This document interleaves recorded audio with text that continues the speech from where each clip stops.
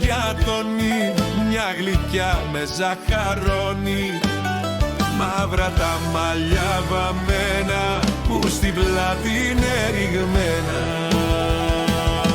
Τη γνωρίζω απ' την Κυψέλη, σ' ένα κλαμπ που μάσταν μέλη. Τη μαμά της δεν γουστάρω και γι' αυτό την τυραννάω.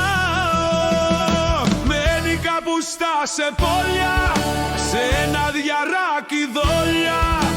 Ο πατέρας οικοδόμος, ντόμπρος άντρας είναι όμως. Θα την πάρω στο γαλάτσι, άμα θέλει να'ρθεί να κάτσει σε μια μουρια με ζωνέτα. Για